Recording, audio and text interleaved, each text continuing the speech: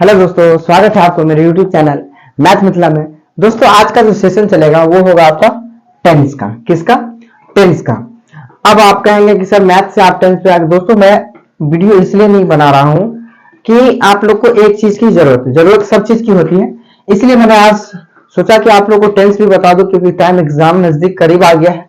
इसीलिए टेंस का आज कुछ कुछ बेसिक बातें हम कर लेंगे ताकि आप लोग को इंग्लिश में भी कहीं दिक्कत ना आया है, ताकि इंग्लिश में आप लोग कुछ कुछ क्वेश्चन को आराम से सॉल्व कर ले ताकि कहीं भी। चलिए स्टार्ट करते हैं, देखते हैं वीडियो को क्या है। सबसे पहले आता है टेंस कहते किसे? क्या है टेंस? किसे कहते हैं? टेंस दोस्तों जो हमारे साथ, यानी टेंस का मतलब हुआ समय यानी काल। काल का मतलब ये कि जो वक्त हम गुजारते हैं वो काल, वो समय, जो वक्त हमारे साथ गुजरता है उसे हम टेंस या काल या समय कहते हैं। ठीक है, काल को हम समय भी कहते हैं। या आपसे पूछा व्हाट इज टेंस, क्वेश्चन आ सकता है व्हाट इज टेंस।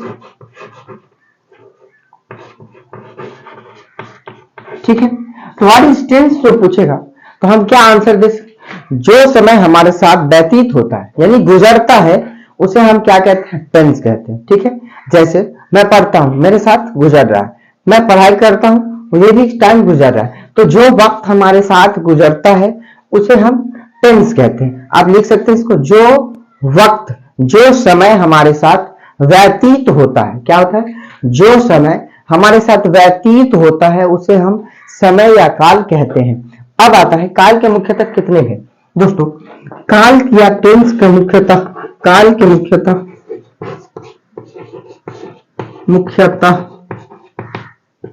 3 भेद होते हैं। कितने हैं? 3 भेद होते हैं। ठीक है, ठीक समझ गए? काल के मुख्यतः 3 भेद होते हैं। अब जो ये काल के मुख्यतः 3 भेद होता है वो आपको पता होना चाहिए कि काल के जो मुख्यतः 3 भेद हैं वो आपको पता है। जैसे हम आपको फॉर एग्जांपल बता रहे हैं, जैसे मैं पढ़ता हूं, हूं मतलब काम कर रहा हूं प्रेजेंट में, मैं पढ़ता था यानी पास्ट में आपने कोई काम किया। मैं जो भी वर्क करता हूं वो 3 टाइम में वर्क होता है, प्रेजेंट, पास्ट, फ्यूचर। इस चीज को आपको ध्यान रखना। हम कोई भी काम करेंगे वो 3 वक्त में गुजरेगा, प्रेजेंट में गुजरेगा, पास्ट में, फ्यूचर में। ठीक है, तो प्रेजेंट मतलब कि मैं जो काम कर रहा हूं प्रेजेंट में, जो मेरे कल बीत गया, जैसे मैंने कल खाया था तो ये पास्ट। फ्यूचर कल खाऊंगा, अब क्या खाऊंगा नहीं खाऊंगा। जैसे फॉर एग्जाम्पल एक समझ लीजिए, जैसे हम अभी पढ़ाई कर रहे हैं, ठीक, आप पढ़ाई कर रहे हैं, आप किसी को बोल लीजिएगा कि मैंने 10th पास कर लिया था, यानी पीछे कर लिया था 2022 में, फिर आगे मैं 2025 में जाके ग्रेजुएशन क्लियर करूंगा। तो आप इस टाइप से, और अभी पूछेगा प्रेजेंट में, तो प्रेजेंट में मैं सेकंड पार्ट, फर्स्ट पार्ट या थर्ड पार्ट में, जो भी पार्ट होगा आपका उस समय से बता है। तो काल के हम 3 भागों में बांट के पढ़ाई करते हैं, कुछ भी करते हैं वो 3 भागों में। क्या है? पहला प्रेजेंट टेंस,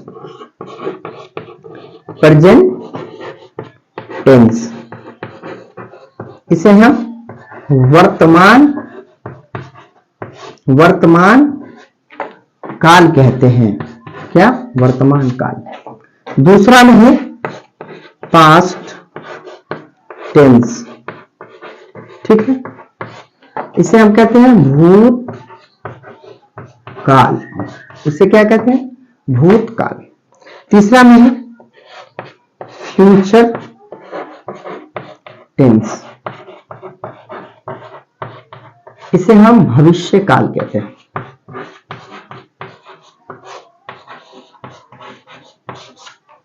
चलिए हम इसे अपने तरीका से समझ के रखेंगे। जैसे मैं पढ़ाई करता हूं तो ये आपका प्रेजेंट, मैंने पढ़ लिया था पास्ट, पढ़ूंगा फ्यूचर। इस चीज को आपको याद रखना है, फटाफट इसे स्क्रीनशॉट ले लीजिए। प्रेजेंट टेंस वर्तमान काल, पास्ट टेंस भूतकाल, फ्यूचर टेंस भविष्य काल। अब जो हम बात करेंगे आपको, वो हम बात करेंगे सिर्फ प्रेजेंट का। आज हम प्रेजेंट का बात करेंगे, फिर चलेंगे तो प्रेजेंट के भी 4 भेद, सबके 4 भेद होते हैं। तो हम पहले आज प्रेजेंट को पूरे क्लियर करेंगे, फिर उसके बाद हम चलेंगे आगे। चलिए देखते हैं आगे।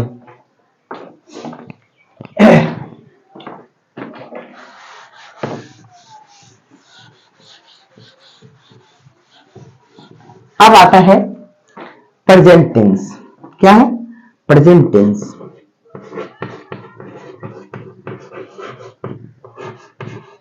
प्रेजेंट टेंस वर्तमान काल। क्या है? वर्तमान काल। अब हम इस पे चलेंगे। अब हम तो समझ गए कि अगर पूछ दे कि आप बताइए प्रेजेंट टेंस यानी वर्तमान काल हम परिभाषा के साथ कैसे करें। यह वर्तमान समय प्रेजेंट टाइम का वो तरह है जब कोई कार्य हो रहा है या अभी हो गया, उसे हम प्रेजेंट टेंस कहेंगे। जैसे मैं पढ़ता हूं, मैं पढ़ता हूं। ठीक ठीक है, तो ये मैं पढ़ता हूं प्रेजेंट में चल रहा। तो आप समझ गए कि जो भी काम वर्तमान में होगा उसे हम प्रेजेंट टेंस में रखेंगे। ठीक है, अब चलिए, अब आता है इसमें कि प्रेजेंट टेंस को हम कैसे समझेंगे कि इसके पार्ट कितने हैं। दोस्तों प्रेजेंट टेंस के पार्ट 4 है। कौन कौन सा है ये देखिए। पहला है प्रेजेंट इंडेफिनिट।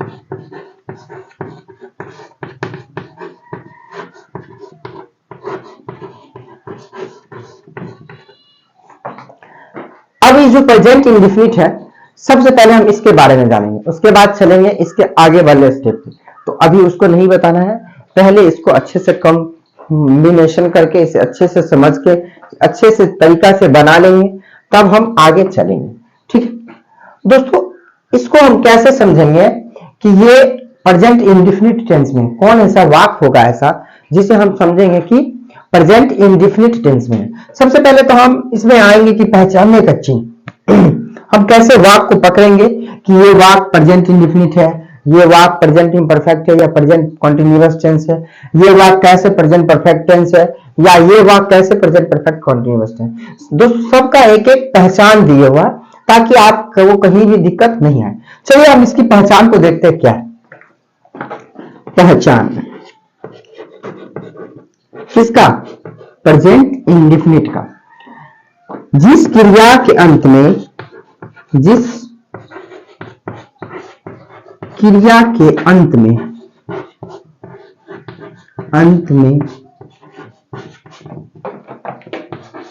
ता ते ती अर्थात क्या है? पहचान जिस क्रिया के अंत में ता ते ती अर्थात जाता है, जाती है, कॉमा जाते हो इत्यादि रहे तो इन्हें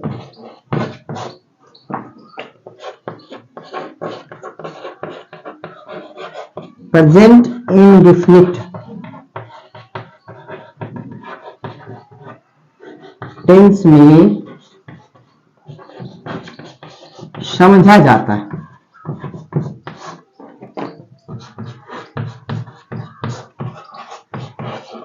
ये देखिए क्या है? जिस क्रिया के अंत में ता ते ती अर्थात जाता है, जाती है, जाते हो इत्यादि रहे तो इन्हें प्रेजेंट इंडेफिनिट टेंस में समझा जाता है। अब आप यहाँ ये कहेंगे कि जरूरी तो नहीं है कि यहाँ पे जाता है, जाती है, जाते हो यही रह सकता है। जी बिल्कुल नहीं, यहाँ पे आपको खेलता है, खेलती है, खेलते हो, पढ़ता है, पढ़ती है, पढ़ते हो, सोती है, खाते हो, बैठते हो, यानी जिस क्रिया के अंत में ता ते ती लग जाए आपको समझ लेना है कि वो प्रेजेंट इंडेफिनिट टेंस में आएगा। ठीक है, अब आइए ये तो हम समझ गए कि जिस क्रिया के अंत में ता ते ती लगा हो वो प्रेजेंट इंडेफिनिट। ठीक है, यहां तक समझ गए, इसे स्क्रीनशॉट ले लीजिए। अब दोस्तों इसमें एक चीज और आता है। सबसे पहले बात आता है कि हम कोई वाक्य को जो बोलते हैं वो वाक्य हम 4 प्रकार के बोलते हैं। जैसे हम कोई भी वाक्य को बोलते हैं वो 4 प्रकार से। कैसे? जैसे हमें कोई चीज खेलना रहता है तो मैं क्या बोलता हूँ, मुझे खेलना है या मैं खेलता हूँ। अगर नहीं खेलता हूं तो मैं नहीं खेलता हूं। नहीं, कोई क्वेश्चन करने वाला है तो क्या मैं खेलता हूं, क्या मैं नहीं खेलता हूं। तो 4 वाक्य में हम कोई भी वर्ड को बोलते हैं तो वो 4 वर्ड में बोला जाता है। हाँ, नहीं, क्या, क्या नहीं, इतना चीज में हम बोलते हैं। तो उसे हम जानने के लिए सबसे पहले क्या करेंगे, उसे हम 4 भाग में बांट के देखते हैं। इसे हम मिटाते हैं, फिर देखिए अब आता है सेंटेंस। इसे हम कहते हैं सेंटेंस। जो वाक्य होगा 4 वो होगा सेंटेंस। सेंटेंस 4 प्रकार के, कितने प्रकार के सेंटेंस, 4 प्रकार के होते हैं। चलिए सेंटेंस 4 प्रकार के। ये सेंटेंस, सेंटेंस इसका मतलब होता है वाक्य। सेंटेंस मीन्स वाक्य। ये वाक्य जो होता है वो 4 प्रकार के होता है। कैसे, देखिए पहला होता है अफर्मेटिव।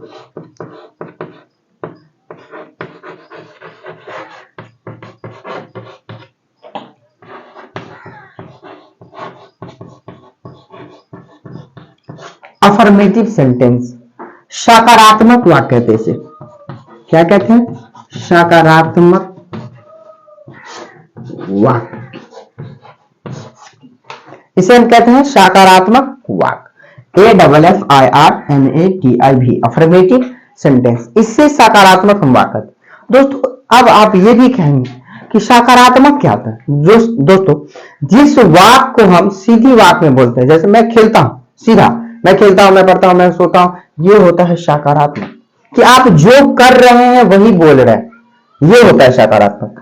सकारात्मक किसे कहेंगे समझिए, कि जो चीज को हम कर रहे हैं वही चीज को बोल रहे हैं, वो होता है सकारात्मक। जैसे अभी हमको पूछे सकारात्मक वाक्य क्या, तो मैं पढ़ाता हूं, मैं खेलता हूं, मैं सोता हूं, मैं उठता हूं, मैं बैठता हूं, यानी कुछ भी जो भी कर रहे होंगे आप उसे ही कहेंगे सकारात्मक वाक्य। चलिए अब आता है इसमें एक निगेटिव। दूसरा हो गया निगेटिव। निगेटिव सेंटेंस, इसे हम कहते हैं नकारात्मक वाक्य। यानी जिस वाक्य में ना लगा, जैसे मैं नहीं पढ़ाता हूं, मैं नहीं खाता हूं, मैं नहीं सोता हूं, मैं नहीं खेलता हूं, नकारात्मक। ठीक, तीसरा में आता है इंट्रोगेटिव।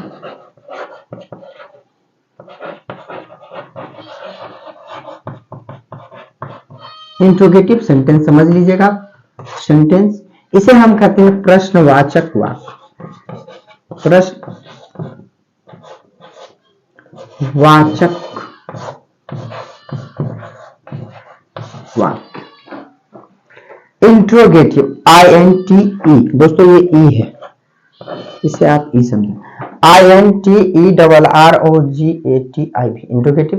SENTENC, सेंटेंस प्रश्नवाचक वाक्य। ठीक, एक चौथा में आता है इसका इंट्रोगेटिव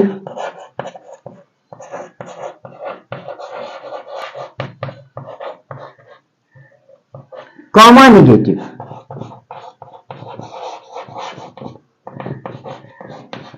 इंट्रोगेटिव कॉमा निगेटिव, अब हम इसे कहेंगे प्रश्नवाचक कॉमा नकारात्मक वाक्य। क्या है, प्रश्नवाचक, ये दोनों मिलकर आ जाएगा, आप लिख लीजिएगा प्रश्नवाचक और नकारात्मक। Interrogative comma negative, INTERROGATIV, interrogative negative sentence, इसे हम कहेंगे प्रश्नवाचक कॉमा नकारात्मक वाक्य। ठीक है, चलिए अब हम सेंटेंस को समझ गए। अब हम जब सेंटेंस को समझ गए तो सेंटेंस समझने के बाद आपको पहचानने का चिन्ह भी बता दिया, तो पहचान भी कर लीजिएगा कि जिस क्रिया के अंत में ता ते थी लगा हो वो क्या कहलाएगा, वो क्या कहलाएगा बताइए, वो प्रेजेंट इंडेफिनिट टेंस कहलाएगा। ठीक है, अब हम बात करेंगे ये जो सेंटेंस हमने लिखा है इस पे। ठीक है, चलिए अब हम सेंटेंस मिटाते हैं, आप लोग जल्दी से स्क्रीनशॉट ले लीजिए।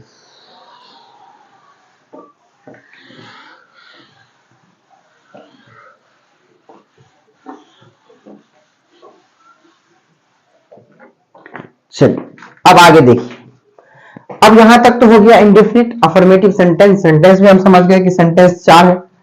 अब जो ये सेंटेंस हमने लिखा है 4, वो कैसे बनाना है ये देखिए। सबसे पहले आपको बनाने का नियम याद रखना है। कोई भी ट्रांसलेशन होगा उसमें बनाने का नियम आपको बहुत जरूरी पड़ जाएगा कि हम बनाएंगे क्या। बनाने से पहले आपको ना प्रश्न को याद करना पड़ेगा। दोस्तों अगर प्रश्न में किसी को भी दिक्कत हो रहा है तो आप कमेंट बॉक्स में बता दीजिएगा। मैं प्रश्न का हो सकता है तो इससे अगले वीडियो में बता दूंगा प्रश्न क्या होता है ये इसके बारे में। ऐसे हम अभी आपको प्रेजेंट टेंस के बारे में बता रहे हैं। इस जब खत्म हो जाएगा तो अगर प्रश्न में कहीं भी किसी भी दिक्कत हो तो कमेंट कर सकते हैं, उसमें हम प्रश्न के बारे में बता देंगे आपको। ऐसे हम बता देते प्रश्न 3 प्रकार के होता है, फर्स्ट, सेकेंड, थर्ड। आगे अगर विस्तारित है जानना चाहते हैं कमेंट बॉक्स में आप लोग बता देंगे, तो उम्मीद करते हैं कि हम अगले वीडियो में इसको प्रोवाइड कर देंगे। चलिए देखिए क्या है, आप सेंटेंस आता है, सेंटेंस में बनाने का नियम। अब हम सबसे पहला सेंटेंस क्या था, अफर्मेटिव। अफर्मेटिव, ठीक, ये सेंटेंस। इसका बनाने का नियम क्या है ये देखिए। बनाने का नियम क्या है, बनाने का नियम। सब्जेक्ट प्लस V1 या V5 प्लस ऑब्जेक्ट, ये आपका सब्जेक्ट बनाने का नियम रहा। अब जो बनाने का नियम जो हम लिख दिए तो वाक्य कैसा आएगा ये देखिए। वाक्य 2 टाइप से आ सकता है। एक आएगा आपका मैं खाता हूं, खाता हूं। एक आ सकता है मैं आम खाता हूं, मैं आम खाता हूं। देखिए अब जो ये 2 वाक्य लिखा है दोनों के अंत में देखिए ता ता है। आपको सीधा समझ लेना है जिस वाक्य में, वाक्य मतलब ये होता है कि जो मैंने पूरा लिखा है एक वाक्य हुआ, मैं खाता हूं, ये पूरा वाक्य हो गया, ठीक है। तो वाक्य में ये देखना है आपको कि जिस क्रिया के अंत में ता के साथ यदि है, हूं, हो लगा है, उसे समझ लेना है कि प्रेजेंट टेंस में है। लेकिन प्रेजेंट टेंस में ये नहीं समझना है कि प्रेजेंट इंडेफिनिट ही हो सकता, प्रेजेंट इम्परफेक्ट ही है, प्रेजेंट परफेक्ट ही है, या प्रेजेंट परफेक्ट कंटीन्यूअस ही है। ये नहीं समझना आपको, ये सिर्फ समझना है कि ये प्रेजेंट टेंस में है। लेकिन अब आपको यहां पे ये एक्सप्लेन करना पड़ेगा कि ये कौन सी टेंस है। 4 टेंस मैंने लिखा है, प्रेजेंट, इंडेफिनिट। अभी 4 टेंस के बारे में तो नहीं लिखा, सिर्फ अब पहला चल रहा है इंडेफिनिट, इसके बाद आता है इम्परफेक्ट जिसे हम कॉन्टिन्यूअस भी कहते हैं, उसके बाद परफेक्ट आता है, उसके बाद परफेक्ट कॉन्टिन्यूअस। तो हम अभी पहला वाला की बात कर रहे हैं। तो इसमें आपको ये समझ के चलना है कि जिस क्रिया के ताते थी लगा है लगा है सब में रहेगा। ऐसे प्रेजेंट के जितना भी हम बताएंगे स्ट्रक्चर उस सब में है लगा रहेगा, ठीक है। इस चीज को आप ध्यान दीजिएगा। लेकिन एक चीज ध्यान रखिए, ता एक में लगा है इंडेफिनिट में, अगले वाले में जाएंगे तो चेंज हो जाएगा, फिर अगले वाले में जाएंगे चेंज हो, फिर अगले वाले में जाएंगे तो चेंज हो जाएगा। इस चीज को ध्यान रखिएगा। तो इंडेफिनिट में क्या है, ताते थी। अब आइए, अब सब्जेक्ट का मतलब होता है दोस्तों कर्ता, ये वर्ब जो हुआ क्रिया हुआ, और ऑब्जेक्ट मतलब होता है क्रम।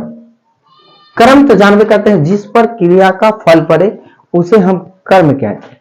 तो ठीक है, जहां पे क्रिया का फल पड़ता है वहां पे लगाना है, जहां पर क्रिया का फल नहीं पड़ता वहां पे सिर्फ आपको ऑब्जेक्ट नहीं रहा तो सीधा क्रिया लगा देना है, छोड़ देना। कहीं कहीं कर्म नहीं रहता है, ठीक, सिर्फ क्रिया ही डाल देगा और छोड़ देगा आपको। तो कहीं कहीं इस टाइप से मिलेगा क्वेश्चन। दोस्तों आपको इससे पहले वर्ब फॉर्म याद करना पड़ेगा। वर्ब फॉर्म अगर सबको याद होगा, उम्मीद है कि याद होना चाहिए सब।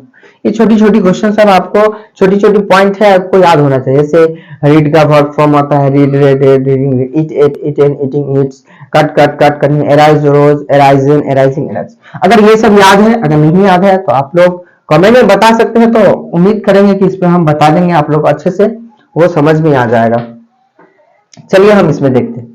अब आपको इसमें एक चीज और देखना है कि सब्जेक्ट जो है, सब्जेक्ट वो किस रूप में है, किस अकॉर्डिंग है, मतलब प्रश्न कौन सा है उसका, फर्स्ट है, सेकंड है, थर्ड है, ये देखना। अब नोट में एक चीज को आप लोग को याद रखना होगा कि हम अब इसे मिटाएंगे। अब हम नोट आप लोग को देंगे, क्या देंगे ये देखिए।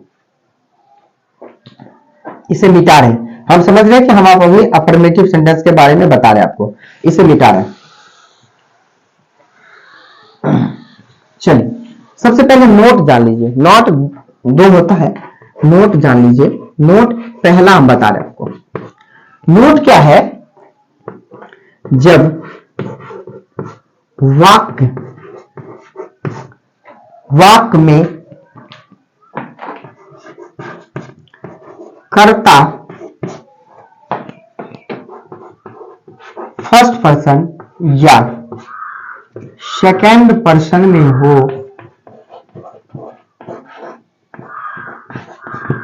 सेकंड पर्सन में हो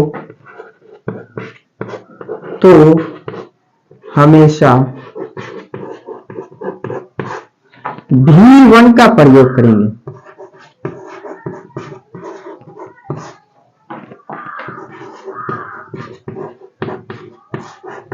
क्या बोला हमें? नोट याद रखना, जब वाक्य में कर्ता, कर्ता मतलब सब्जेक्ट, ये होता है कर्ता, सब्जेक्ट जो काम करता है उसे हम कर्ता कहते हैं। जब वाक्य में कर्ता फर्स्ट सेकंड पर्सन में हो तो हमेशा V1 का प्रयोग करेंगे। ध्यान रखना, फर्स्ट पर्सन सेकंड पर्सन, ठीक है।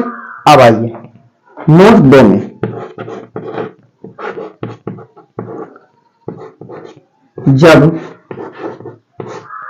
जब वाक्य में कर्ता थर्ड पर्सन में हो, थर्ड पर्सन में हो तो हमेशा V5 का प्रयोग करेंगे।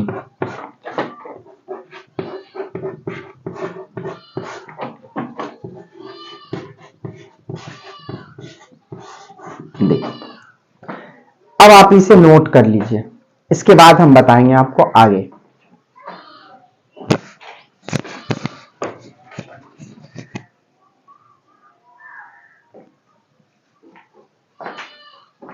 देखिए अब हमने जो लिखा है, जब वाक्य में कर्ता फर्स्ट एंड सेकंड पर्सन में हो तो हमेशा V1 का प्रयोग करेंगे। नोट 2 में, जब वाक्य में कर्ता थर्ड पर्सन में हो तो हमेशा V5 का प्रयोग करेंगे। अब आपके मन में एक चीज और आता होगा कि ठीक है, कर्ता थर्ड पर्सन ही सी आता है, थर्ड पर्सन वह कहलाता है जिसे थर्ड पर्सन, मैं बोला फर्स्ट पर्सन, तुम सुनी सेकंड पर्सन, जिसके बारे में चर्चा करेंगे वो थर्ड पर्सन, तो थर्ड पर्सन मतलब वह हो गया।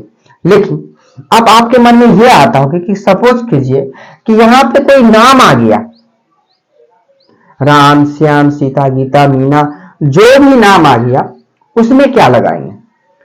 दोस्तों आपको याद होगा, पर्सन जब पढ़े होंगे तो आपको जरूर याद होगा। फर्स्ट पर्सन मैं बोला, सेकंड पर्सन जिसके बारे में चर्चा किया, थर्ड पर्सन फर्स्ट पर्सन मैं बोला, सेकंड पर्सन आप सुने मतलब जो सुन रहा पास में वो सेकंड हुआ, और जिसके बारे में हम कहेंगे वो थर्ड पर्सन कहलाएगा। थर्ड पर्सन जो कहलाएगा, तो लेकिन थर्ड पर्सन में जरूरी थोड़ी ना है कि हम वह ही कह सकते, उसे हम संज्ञा में भी ला सकते। देखिए अगर वह हम लेते हैं तो ये सर्वनाम के अकॉर्डिंग चला जाता है, लेकिन उसी जगह पर हम कहेंगे राम चोर था, राम चोर था, तो राम चोर था मतलब थर्ड पर्सन। तो कोई भी नाम आपको याद रखना है, कोई भी नाम आ रहा है, चाहे वो जानवर का हो, आदमी का हो, कुछ भी नाम जब भी आ जाए वो आपको थर्ड पर्सन में जाएगा, और उसके साथ हमेशा आपको V5 ही लगाना, थर्ड पर्सन हमेशा V5 लगेगा। इस चीज को आप ध्यान रखेंगे। इसे नोट करना है तो नोट कर लीजिए, स्क्रीनशॉट लेना है स्क्रीनशॉट ले लीजिए फटाक से, जल्दी से, फिर हम आगे चलते हैं। अब ये तो हो गया, चलिए अब आगे देखिए।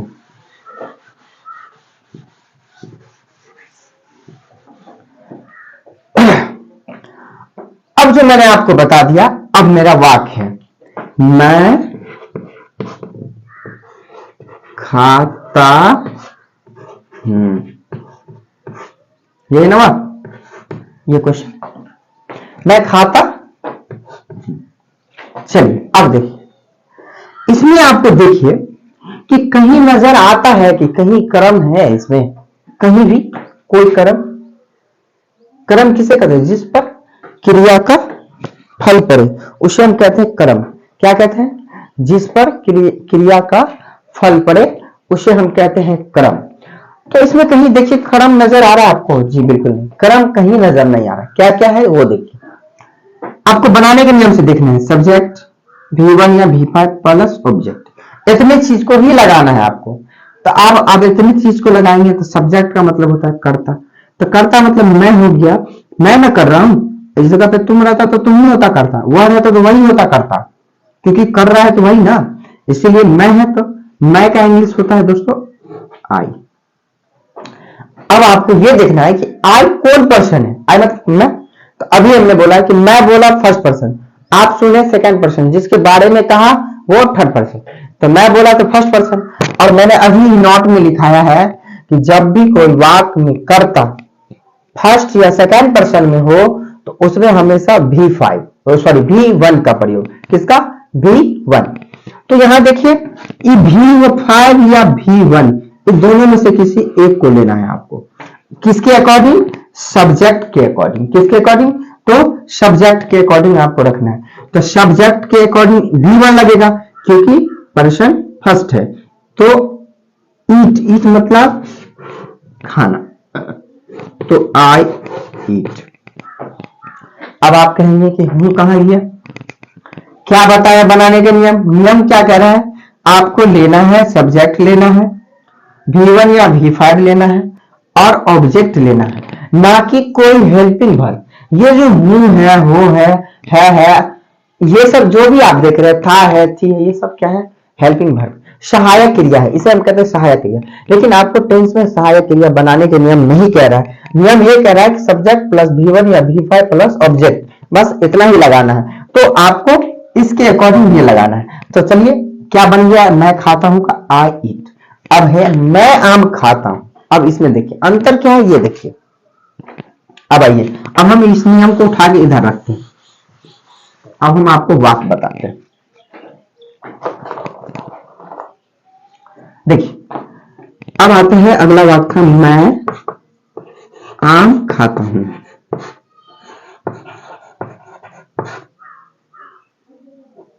मैं आम खाता हूं। क्या था नियम? सब्जेक्ट V1 या V5 प्लस, ये था बनाने का नियम। ये याद रखिएगा। अब आपको याद भी रखना पड़ेगा, कभी कभी मिस्टेक भूल गए तो आपको क्या याद रखना है? Present indefinite. जिस क्रिया के अंत में ताते ती लगाओ, ताते ती लगाओ, प्रेजेंट इंडेफिनिट। अब उसके बाद आपको याद रखना कि बनाने का नियम। तो बनाने का नियम क्या था? सब्जेक्ट प्लस V1 या V5 प्लस ऑब्जेक्ट, दो चीज। V1 या V5 प्लस ऑब्जेक्ट, इतना चीज याद रखना, कहानी खत्म हो गया। अब इस पे लाएंगे, आप इसको बैठा देंगे। सब्जेक्ट आपका हो गया मैं, तो चलिए मैं का इंग्लिश आई। उसके बाद क्या है? V1 या V5, तो क्या लगेगा? V1 लगेगा। V मतलब होता है भर, भर मतलब क्रिया। तो क्रिया क्या? खाता है, खा रहा है ना, क्रिया कर रहा है ना, खाना। तो आई ईट।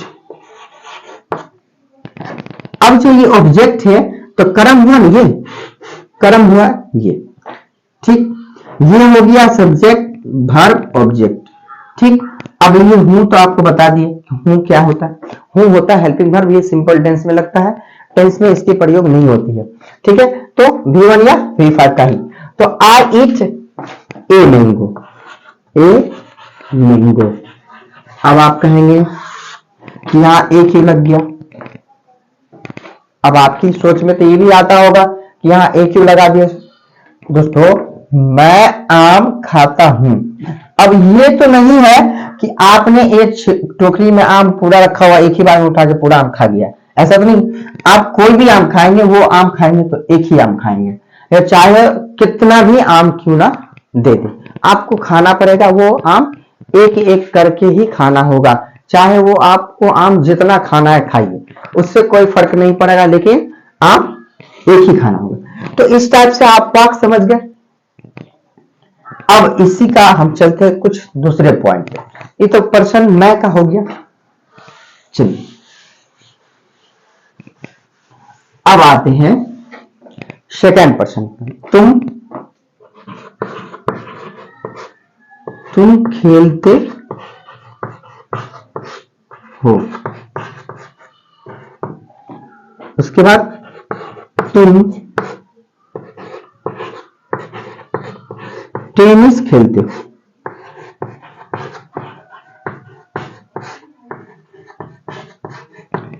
अब हम जो ये है वाक्य आपको बताएंगे नहीं, बनाने के नियम लिख देते हैं। आप लोग कमेंट बॉक्स में मुझे बताइए क्या बताया था मैंने। आप लोग कमेंट बॉक्स पहले कीजिए फिर बताता हूं मैं।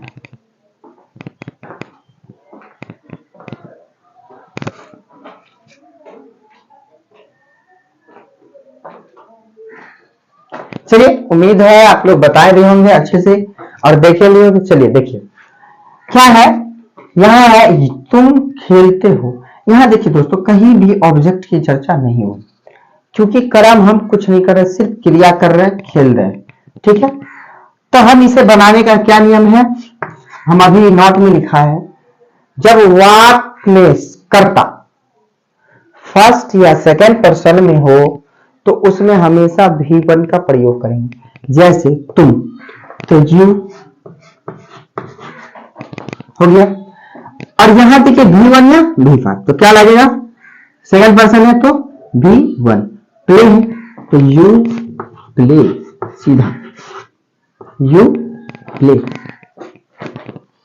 अब अगला में है तुम टेनिस खेलते हो। तुम टेनिस खेलते हो मतलब सब्जेक्ट भी, वर्ब भी, ऑब्जेक्ट भी, तीनों चीज मिला हुआ है, सब्जेक्ट भी, वर्ब भी, ऑब्जेक्ट भी। आपको इस नियम को याद रखना है और इसी पे बैठा के चलना है सीधा। जो सब दिया है वो सब करते चलिए। सब्जेक्ट दिया है, सब्जेक्ट दिया है यू तो यू, उसके बाद वर्ब, तो वर्ब लास्ट वाला होता है क्रिया, तो यू खेलना क्या हो जाएगा, प्ले, यू प्ले। टेनिस है तो टेनिस, TENNIS, टेनिस। समझ रहे बात। अगर वीडियो अच्छी लगी हो तो वीडियो को लाइक कर दीजिए, कमेंट कर दीजिए, सब्सक्राइब भी कर दीजिए, दोस्तों में शेयर भी कर दीजिए। ये रहा आपका अफर्मेटिव सेंटेंस का बनाने का नियम। ठीक है, सब्जेक्ट प्लस V1 या V5 प्लस ऑब्जेक्ट, ये आप इसे अच्छे से सॉल्व कर लेंगे। ये रहा आपका अफर्मेटिव सेंटेंस। उसके बाद हम करते हैं थोड़ा निगेटिव की बात। किसकी बात, निगेटिव। चलिए थोड़ा निगेटिव के हम बनाने का बात देख लेते क्या है, उसके बाद हम ये वीडियो आगे बताएंगे। निगेटिव सेंटेंस, ठीक है दोस्तों। आपको तो हम बता दिए कि जिस क्रिया के अंत में ताते की लगा हो आपको समझ लेना है प्रेजेंट इंडेफिनिट टेंस से, और ये अभी चलेगा प्रेजेंट इंडेफिनिट। ये पहला अफर्मेटिव खत्म हो गया, अब इसी का आता है निगेटिव। तो इसका बनाने का नियम क्या है, ये देखिए बनाने का नियम, बनाने का नियम आप लोग नोट करते चलिए, इसको काम आ जाएगा। बनाने का नियम क्या है, सब्जेक्ट प्लस डू या डज, डू या does plus not plus V1 plus object. ये रहा आपका बनाने का नियम। क्या है, सब्जेक्ट प्लस डू या does plus not plus V1 plus object. अब इसका भी कुछ नियम है। क्या है नियम, ये याद रखिए। अब नियम क्या बनता है, ये देखिए कि डू कहां लगेगा और डज कहां लगेगा, ये चीज को आपको ध्यान रखना है। डू और डज का प्रयोग हम कहां कहां करेंगे, इस चीज को अच्छे से बारीकी से समझिए ताकि कहीं भी आपको टेंस में प्रॉब्लम नहीं आए। उम्मीद करते हैं नहीं आएगा, सिर्फ इसको वीडियो को पूरा देखते रहिए अंत तक ताकि कहीं भी दिक्कत नहीं आएगा। बीच में छोड़ के भागिएगा तो टेंस समझ में नहीं आएगा। डू और डज इस दोनों का प्रयोग कहां कहां करेंगे देखते रहिए। चलिए हम अफर्मेटिव मिटाते हैं इसको, आगे देखिए। नोट याद रख लीजिए। अब हम निगेटिव सेंटेंस की चर्चा कर रहे हैं। नोट 1 क्या है, जब वाक्य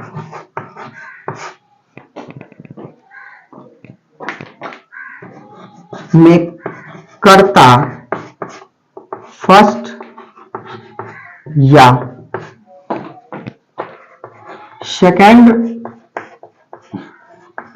पर्सन में हो तो हमेशा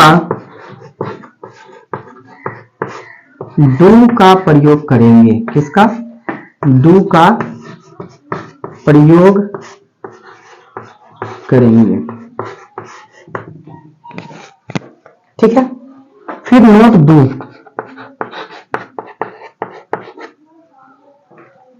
नोट डू, इसको उतार लीजिए, स्क्रीनशॉट ले लीजिए।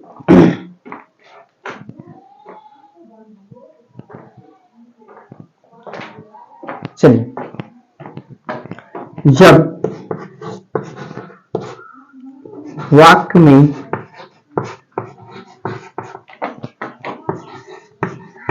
कर्ता थर्ड पर्सन में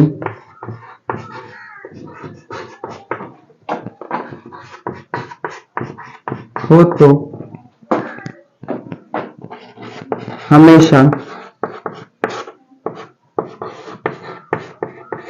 डज का प्रयोग करेंगे। अब इस चीज को आपने नोट कर लिया होंगे, फटाक से स्क्रीनशॉट ले लीजिए, नोट कर लीजिए इसको। हम आप जो आगे बताएंगे, आपको कुछ टॉपिक बता देंगे, इसके बाद हम आपको इसका अगला स्टेप जो बताएंगे वो कल की वीडियो में बताएंगे। पहले यहां तक इसको समझ लीजिए, फिर हम आगे चलेंगे। ये नोट याद रख लीजिए, कल वाक्य में बताएंगे, हम आगे आगे बताते चलेंगे, ताकि थोड़ा लंबा है। अभी प्रेजेंट का इंडेफिनिट चल रहा है, इसके बाद इम्परफेक्ट जिसे कॉन्टिन्यूअस भी कहते हैं, उसके बाद चलेगा आपको प्रेजेंट परफेक्ट, उसके बाद परफेक्ट कॉन्टिन्यूअस टेंस। पहले यहां तक समझ लीजिए। ये वाक्य को कल याद रख के रखेंगे आप लोग, एक वाक्य बना के रखेंगे। कैसा वाला वाक्य? मैं आपको नहीं जानता हूं। ये वाक्य आप लोग कमेंट बॉक्स में बताएंगे मुझे। ये वाक्य को आप लोग, ये नेगेटिव सेंटेंस का है, आप लोग इसे कमेंट बॉक्स में बताएंगे मुझे, मैं आपको नहीं जानता हूं। ये वाक्य को आप लोग इस पे बैठा के इसको बनाएंगे। चलिए फिर मिलते हैं अगले वीडियो में, जब तक के लिए थैंक यू। अगर वीडियो अच्छी लगी हो तो वीडियो को लाइक कर दीजिए, कमेंट कर दीजिए, दोस्तों को शेयर कर दीजिए। चलिए फिर मिलते हैं अगले वीडियो में, जब तक के लिए थैंक यू।